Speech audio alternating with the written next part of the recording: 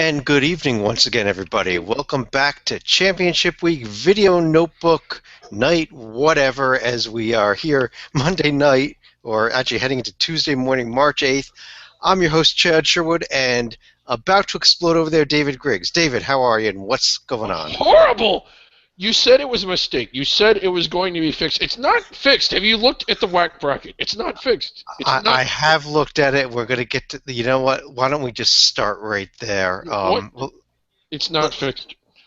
Well, first of all, also joining us is John Sleeka. John, how are you doing? I'm doing quite well here in mythical Miami Valley Conference country, as we'll get to on two different fronts. Yeah, but here it is.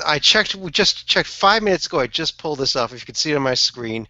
David, this is what you're upset about. Yes! The Lopes are not there. We have the way. I mean, you can look it up. You can look it up on Twitter. Lopes waiver.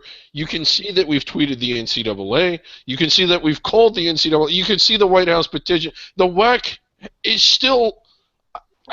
I mean, is this a mistake, or are they just ignoring us? I don't know, but we are here. It's actually we're early Tuesday morning. Thursday, these games start. We got to get this fixed. And what I'm going to show you right here, this is Jeff Hurd, commissioner of the WAC. And right there, if you can see on the screen, here's his phone number, 303-962-4216. His email, jhurd@wac.org. Right. David. Well, I think we should call him. I think we should call him. Well, I think we need to get things moving here. I think we need to get people out there letting Jeff know, fix this bracket. I mean, Jeff, come on. This is just an embarrassing oversight on his part. I mean, this is his job, isn't it? It is his job. I mean, I realize you said that, like, I think we should call him. But well, you know, let's see. Let's give him one more day to fix things. Okay. If he doesn't, Jeff, we're giving you a call tomorrow night, I think. We're calling him tomorrow night, yes. But on that note, we do want to get right into the games that were played today. We had some incredible games today, quite honestly. We had one of the most unbelievable days of Championship Week. And let's start right here in the Metro Atlantic Conference. The first of three automatic bids given out today were Iona 79, Monmouth 76. John, good game here tonight, wasn't it? Yep, the duel between Justin Robinson, the Monmouth bench, and A.J. English certainly lived up to the hype. And Iona just had a few more shots in their back pocket, so congratulations to the Gales for moving on. Yeah, I mean this was just a really good game. A late technical foul on Deion Jones for Monmouth really hurt them in this 3-point loss, but it was just a bad play on his part. He started taunting a guy right after the refs had warned him. He deserved it. You're shaking your head, John. I said he'd certainly deserved it. Yep. Yeah. At the worst possible time. And again, this is just, I mean, it's reminiscent of some of the old Big East, Big ACC rivalries that, I mean, we still have a smattering of those now, but the difference was, this was for all the marbles. Like, I mean, the stakes of this game were incredibly high, relatively speaking, because the automatic bid was on the line, and it wasn't between two teams that, yeah, the automatic bid's on the line, but both are likely to end up as protected seeds anyway.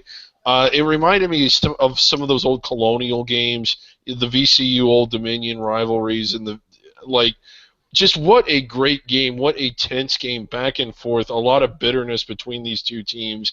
And Monmouth Iona was not getting in without this win. I don't think anybody thought that they would. Iona being the best team last year and arguably the best team the year before, losing in the championship game, getting it done this year.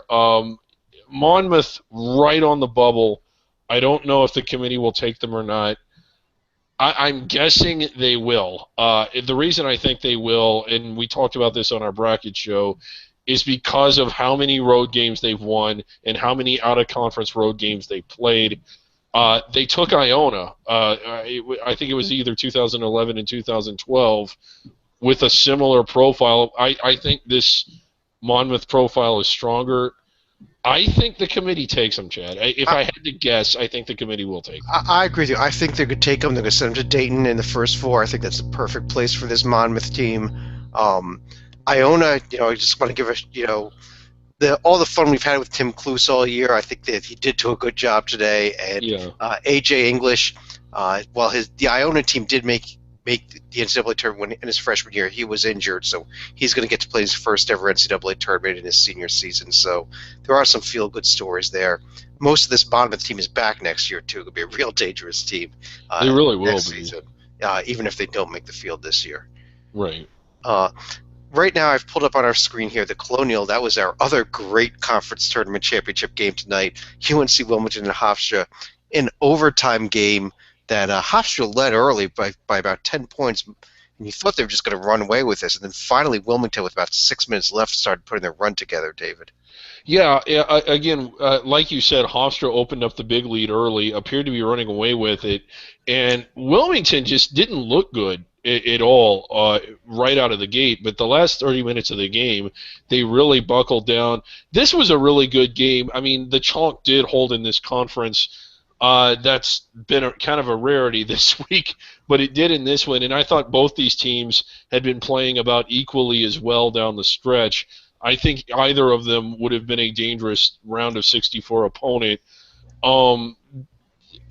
Wilmington, I don't know who they're going to end up playing, but I mean, they're capable of winning a game in the round of 64. Well, John, let me throw a question out here to you. Hofstra, I mean, this Colonial Conference was one of the top 10 conferences all season by RPI, Ken Palm, those types of ratings. Hofstra tied for first. Probably had the better overall profile of the two teams that tied for first. Any shot that we could see them sneak into the field? When you look at the top of Hofstra's profile, don't forget they have a win against Florida State in the Paradise Jam way back in November. But they also have a 3-game sweep over William and Mary. They did get one win at NC Wilmington's campus, as well as a pair of wins against Northeastern, and also a win at St. Bonaventure, which has looked much better as the season has gone on. I mean, about the only black mark that Hofstra really has is going to be getting swept by James Madison, but even by Colonial standards, that's not bad at all. I'm guessing no, but I like them a lot better than some of the other bubble teams. I think they are better than Florida State. They beat Florida State. I know it was early, but they did beat them. I think their profile's better. I think their team's better. And to top it all off, they beat them head-to-head, and I think they'd beat them again if they played them again. The win at St. Bonaventure is pretty good. That's their best win. Way better than the Florida State win, the way Florida State's right now. I mean, I could make a case for them if I really had to. Now, they don't have anything too ugly on their profile, do they? I know they didn't make our field, and again, we did our bracket rundown. That's just our committee. We're not guessing the real committee. But they were close, weren't they, Chad? They were within 3 or 4 spots of it. They were in our top 8 out, not in our top 4 out, but in our top 8 out, so they did get some serious consideration. They actually would have been in our top 4 out except for the fact that some of these other upsets tonight, like Monmouth and Valpo, which we're going to get to in a minute here. But let's go to the third conference tournament championship game. It's going to take a second to load here. But here it should be coming up right now. There it was, Chattanooga 73, East Tennessee State 67. And David, congratulations to the Chattanooga Mocs, the only 1 seed to win a conference tournament so far. Yeah, and they had their toe stubs in this conference. I mean, there were a couple games that they dropped that they really had no business. And they had to sweat out a couple games in this tournament, but by far the best team all year. For the longest time, we thought they were inside the bubble. They're not inside the bubble, but they are inside the field as the automatic qualifier. So congrats to the Mocs. Yeah, and John, what do you think? A 12 seed type for the Mocs? I definitely think they're going to be a 12 or at the very least a high 13 now that they have the double in the SoCon. All right, let's go on here to some of the semifinals that were actually played today, and let's start in the Horizon League, which we were talking last night about how the conference tournament had pretty much been actually been complete chalk through the first 2 rounds. Did not happen tonight by any means, as Valparaiso and Oakland both receiving double byes, playing two teams that had played each of the last two nights, and yet both going down. Valpo 99-92 in overtime to Green Bay after an amazing shot at almost with about 2/10 of a second left on a baseball pass to tie it at the end of regulation. And then Wright State not taking out Oakland as well. Yeah, the Valpo game was kind of, I mean, you just kept waiting for them to wake up. Now, Valpo was the first place team. I still think that if this game's at Valpo, they win it, and I also think that the game should have been at Valpo. But having said that, Valpo, I was really, really big on Valpo, and you know that from the Under the Radar podcast. I was ranking them number one in Under the Radar and had them inside my bubble for the longest time.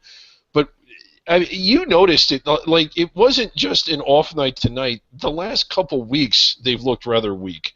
They've either lost games or barely beaten teams that they should have been rolling over. And no offense to Green Bay, they're not an NIT caliber team, much less an at-large caliber team, which we believed Valpo to be, and they lost. And it isn't the only game that they've either lost or had trouble winning in the latter part of the season.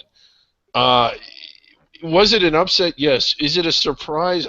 I'm not really surprised. Yeah, I think Valpo will probably stay on the committee's board probably the whole time, but I don't think they get in the field. They'll probably be maybe top 8 out or so at the end of the day, maybe top 10 out.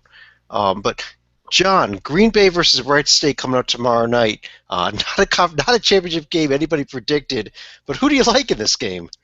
You have to love the resiliency that Green Bay has had over the past couple of years. Let's not forget that 2 years ago they themselves were on the fringe of the bubble.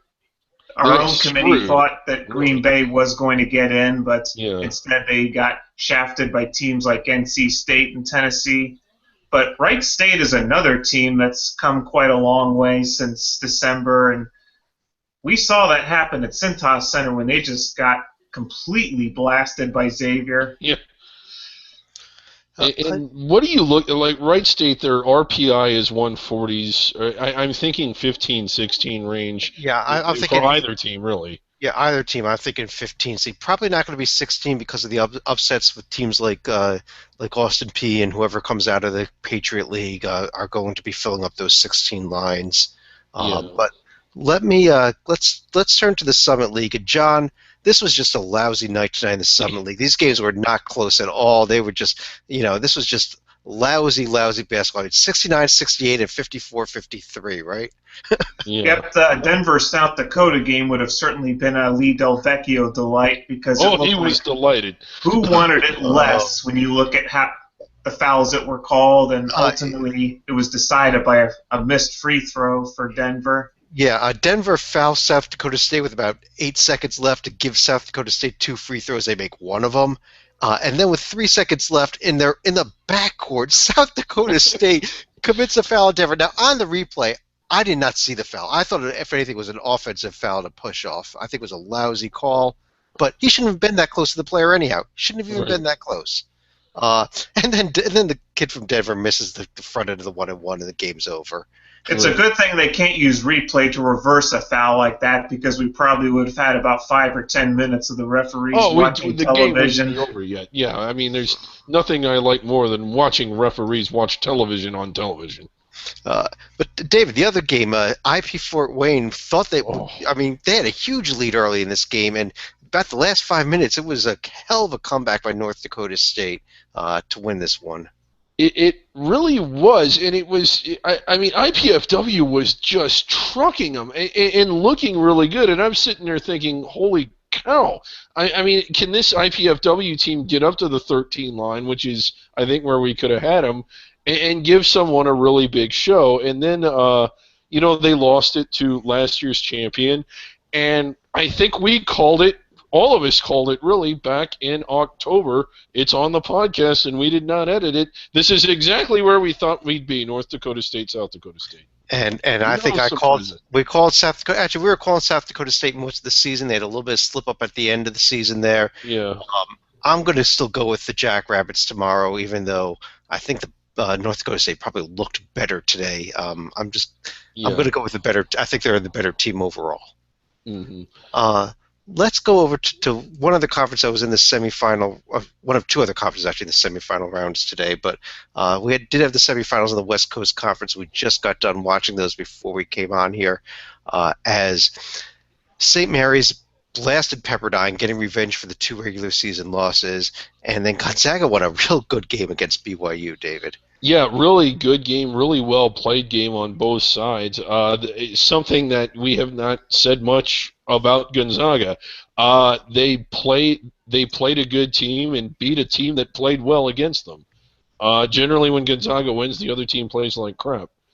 So nice win for them, and I mean, real exciting game tomorrow. I think that the loser is out, personally. I certainly feel like the loser should be out. But, this is the premier rivalry in the West Coast Conference, and here we are again tomorrow, and it should be fun. Yeah, I still maintain that the West Coast Conference got their best case scenario right here because St. Mary's, I don't know what else they really have to prove after having already beaten Gonzaga twice, but they would still be best served to beat them a third time just to be absolutely sure. But as I've said before, until someone knocks off the Zags, I'm still going with them to get the automatic bid here. I am too. Yeah. The only thing I'm glad about is BYU is officially out now. We are not going to have to worry about some Sunday. One other conference that was in the semifinal round stage today, the championship is not coming up tomorrow. The championship won't actually be until Saturday morning or Saturday early in the day, at least.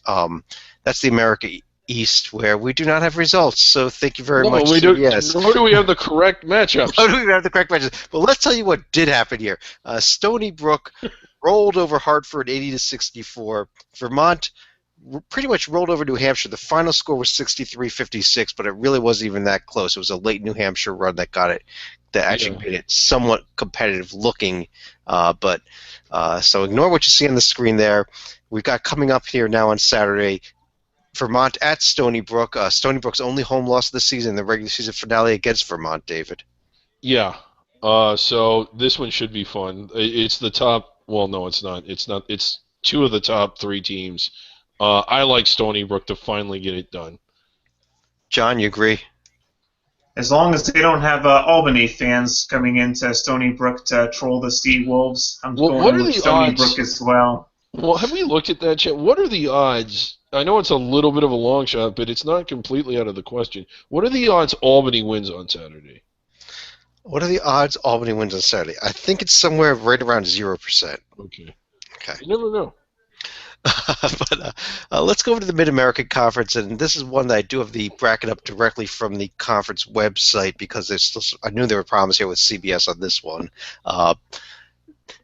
Today we had the 4 first-round games played at campus sites. Only 2 of the host teams actually won their games. Northern Illinois, a close one over Western Michigan. Eastern Michigan, not quite as close over Toledo, not even as close as that final score, but a pair of crazy upsets. The 11th seed Miami, Ohio winning at Ball State, and the 12th seed Bowling Green winning at a pretty good Kent State team that, just by virtue of a loss to Akron in the regular season finale, ended up down in the 5 seed. Yes, so sad that Kent State was not able to make it to their game today. That was, and again, this is a Ball State team that wasn't good, but they were good at home, and to lose, I mean, for those 2 teams to lose I mean, Miami and Bowling Green were horrible, yet here they are with the wins. Yeah, and John, Miami is your adopted team, your appointed team, and you move on until it's going to be coming up Thursday into the quarterfinals. Yeah, overall, Miami did not have a great season, but they did show some flashes of brilliance late in the year against Buffalo and Ohio, even in a losing effort. And lo and behold, Dayton in a losing effort, a 1-point game. Well, that was earlier in the year, but at the same time, they get a rematch with Buffalo, who wants to beat New York's team. We're not calling them New York. David, do you think Bowling Green or Miami can keep this going? No, not at all. Well, we'll be talking about these teams again in a couple of nights here when we move up towards the quarterfinal round. Two other games that were played today, including a double overtime game in the MEAC. Let's get these scores up here right now. These were the first two of the four opening round games. Saw Savannah State with a late comeback to nip Delaware State, and Coppin State with a double overtime upset of North Carolina A&T. John, we're thrilled by these games, weren't you? Yep, I picked them both wrong here, but still, you got your money's worth if you went to the opening doubleheader tonight, getting almost 3 games for one here. Yeah, okay. And David, coming up tomorrow night, Maryland Eastern Shore, Morgan State, and North Carolina Central Howard in the other two opening round games. Anything you're looking forward to with either of these? Well, nothing other than just I know that they're way down in the standings, but Maryland Eastern Shore's program is actually quite a bit improved. So I'd like to see them win and play at least one more day. Yeah, Bobby Collins has done a great job of rebuilding that program. We're not being facetious. He really has. Yeah, I mean they did not have they had a couple of good years last 2 years, I believe. This year down a bit. See if they can bounce back next season or maybe make a run this year. It's not unheard of to happen in this conference. Right. Some other games coming up tomorrow. In addition to the 3 conference tournament championship games we already discussed, one other championship game tomorrow. Fairleigh Dickinson at Wagner in the Northeast Conference title game. I've been circling for a couple nights now. This is one I'm really looking forward to, and I'm not being facetious here either. Right. Oh, this one's going to be fun. This whole league's been fun. This whole tournament's been fun. I'm looking forward to this one big time.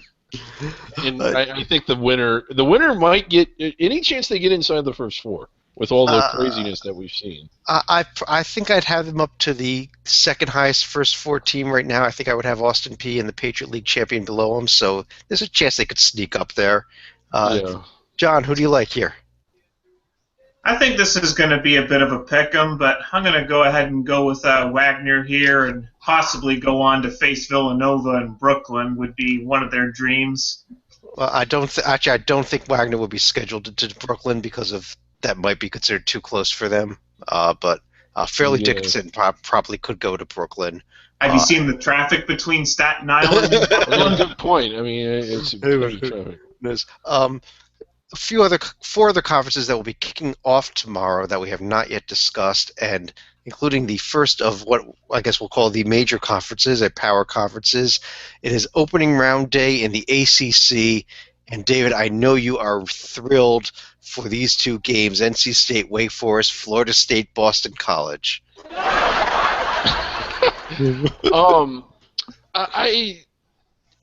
I don't know why. I really do enjoy the opening rounds and quarterfinal rounds of the quote-unquote under-the-radar conferences. I don't really get excited about these games. Now, we will watch them. We always do. But how are you excited about any of these? I want to see Boston College more for the comedy value than anything else tomorrow. But the question here we have with every new conference we begin is, who do you feel is going to win this tournament? David, let me start with you, and then John, I'll ask you the same question. Well, I don't think it'll be any of the 4 teams playing tonight. But as far as who's going to win it, I'm going to go with chalk and say it's going to be North Carolina. John, you agree with Carolina, or you want to go somewhere else?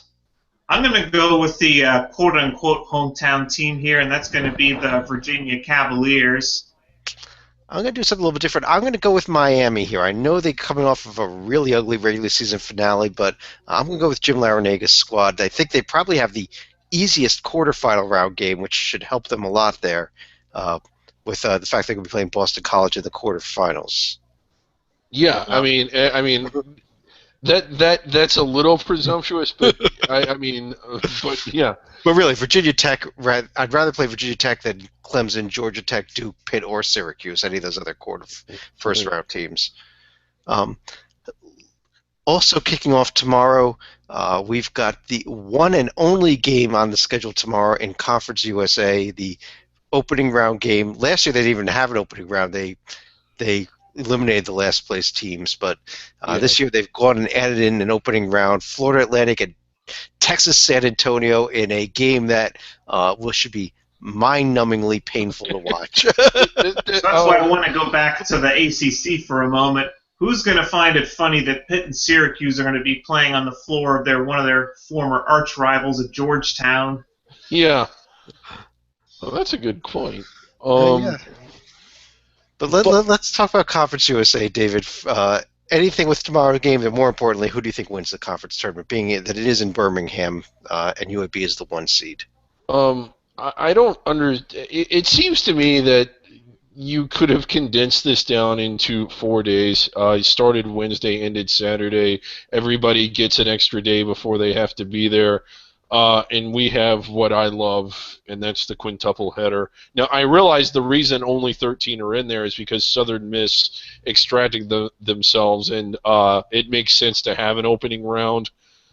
But I don't know. Like, this is a one-bid league. UAB has looked the best. It's in Birmingham, albeit not on their campus. I think UAB gets it done. But, I mean, a team to watch out for is really this Old Dominion team. They've been grossly underachieving all year, but I think that they have probably the most talent, and it wouldn't surprise me if they stepped up and did something big. Marshall playing really well as well. I agree with everything you said, David, which is why I'm going with Middle Tennessee to win this. Okay. But John, your thoughts on the conference? I am going with Middle Tennessee. I do like this Middle Tennessee team. I think Kermit Davis has done a great job there this year.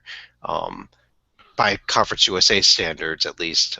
But John, your thoughts on CUSA?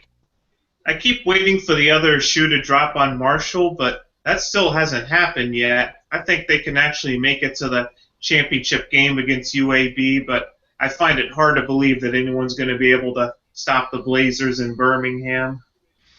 A couple more conferences still to go here. Tomorrow, the Road to Reno, they've been calling it. It is the first round games in the Big Sky Conference. For the first time ever, Big Sky going 12 teams. And I am a little bit excited about this conference just by the fact that this conference is going out to the 12-team format. A lot more games. It is a fun conference to watch, and we're going to get to see teams like Southern Utah and North Dakota and Northern Colorado that we generally don't even see playing in the Big Sky Conference tournament. But John, let's start with these games tomorrow. Anything about these 4 games tomorrow, and then again, who do you think wins this? Yeah, it's also quite a fall for Grace from Northern Arizona, who was actually in the CIT championship game last year. And let's not forget that Southern Utah was actually our centenary winner 2 years ago. So I'm not seeing anything terribly exciting, but as we saw in Conference USA last year, you never know when you're going to get a buzzer beater from half court, so who knows what kind of a debut they'll make in Reno for tomorrow. Right. And your champion, John? Champion, I'm going to go with Montana in this one. David? I'm really going to take a stab at something here. Weber in Montana kind of ran away from the rest of the league. I think they'll do that through the tournament. I think they'll meet in the championship, and I think the winner of that game will go on to the NCAA tournament. Good job. Weber State, we mentioned that Joel Bollenboy, their star player who's an NBA prospect, had been injured. He is back healthy, and he did play the regular season finale. I am going to go with Weber for that reason to win this. I'm surprised you're not going for Idaho. I know I play for them, but we'll give Montana a game in the semifinals, I think.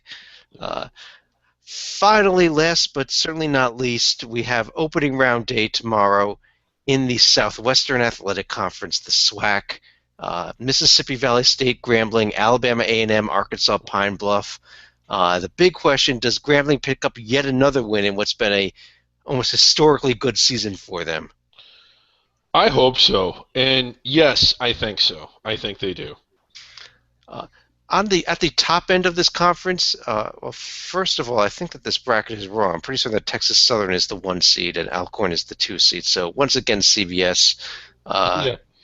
Are these games being streamed? What we do have, in fact, we've confirmed this, is that the 2 games tomorrow and the 2 quarterfinals that will be played on Wednesday the 9th will be streamed. The other 2 quarterfinals and the semifinals will not be. This is SWAC logic for you. I haven't quite figured it out. Right. But we will have streaming of 2 games. one other point I note here, Alcorn State, who I believe is actually the 2 seed here, and I think they need to be flipped in what you're looking at, is on the APR ban list, is ineligible, has a chance as the 2 seed, though, to make the championship game and set up the ultra-rare double court storming. Right. That would be something. If they do win the conference tournament, whoever they beat in the finals will get the automatic bid, not the Atlantic Sun rules. Right. David, I'm going with Texas Southern. You agree with me there? Yes, I do. And John? I think the good news here is we don't have to worry about David Griggs being banned from Houston this year for trying to award the Centenary Award to. Well, I think Grambling again. has a case, but. Well, they picked up a road win on their race last week, and that's going to really hurt their chances, I think. Right. But I think I'm actually going to take a surprise here and go with a Southern, but not Texas Southern, to win the title. All right, it's not a bad pick. I'm going to try to get that bracket confirmed, but David, I think it's time to do our nightly tweet. Yeah, it's time for our weekly correspondence. We're going to try and get Joe Castiglione right here. Let's see if we can. I'm sorry. Where is it? Let's see if we can see it. Can we see it yet? Lock in your screen there. Okay, there we go. Yeah. David. And again, we're reaching out to Joe Castiglione, and we've been corresponding with him every night. And what we're trying to do is just offer up our help in any way we can to assist him with the selection process. And we have a good dialogue going. Granted, it's all been one way. He hasn't responded yet, but I mean, again, he's just been kind of busy. I'm starting to think he's kind of ignoring us. But we recorded our Hoops HD bracket rundown show earlier, and this is what we're saying. Joe, just wanted to make sure the committee watched our show so you know what teams to look at. And then there's the link. There it is. So we are going to send this to Joe Castiglione right now. There it goes. And it's been tweeted. And so anyway, he should be tweeting back pretty soon, maybe before we're done here. But again, we're going to keep this dialogue going with him, this correspondence, every night on our notebook. We're also going to give him a reminder of the 8 teams that you see in blue here, which are definitely going to the NCAA tournament. And we also now have 6 teams that have won their conferences but are probably not going to be going to the tournament. So we have them highlighted in red and probably going to the NIT. Yeah, and this is going to be exciting because we start, I believe, tomorrow, is it? I mean, today being Tuesday, tomorrow being Wednesday, we start our process, and I'm just looking forward to this ongoing dialogue and correspondence with Joe about what they're doing and comparing that to what we're doing. I mean, I'm excited about this. I don't know about you, Chad. Yeah, it should be good. Now, I was trying to get the SWAC bracket up on my screen. I'm not sure if it's showing or not. I'm having a little bit of trouble here. Yeah. But there was a mistake in the bracket we showed it. It is 1 seed Texas Southern, 2 seed Alcorn State. But David, if we want to do, I guess the last thing we want to do is pull up our survival board if we can get that up. Yes, we'll get that up here in just a second. Let's see if we see. Meanwhile, I think we're going to see the musical acts for the SWAC a lot quicker at this rate. Right. I believe we have the survival board up now.